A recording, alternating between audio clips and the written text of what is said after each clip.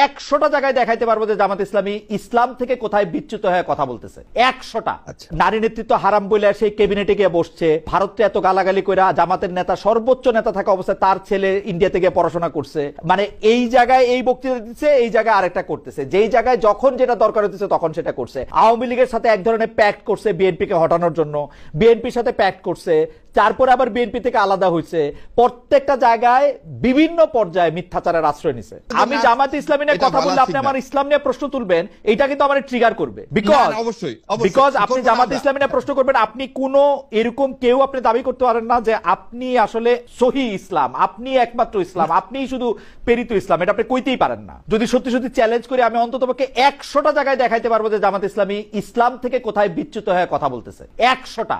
জামাতে ইসলামী যদি এই কথা বলে যে জামাতে ইসলামীকে সমালোচনা করা মানে ইসলামের সাথে ভুল ত্রুটি আমাদের সবারই আছে, কম হোক বেশি হোক আমাদের ভুল ত্রুটি সবারই আছে, কিন্তু আপনি যদি বলেন জামাতে ইসলামী সমালোচনা করা, জামাতে ইসলামী নিয়ে কথা বলা মানে ইসলামের নিয়ে কথা বলা, সেইটা আমি আসলে মানে আমি মানতে রাজি না।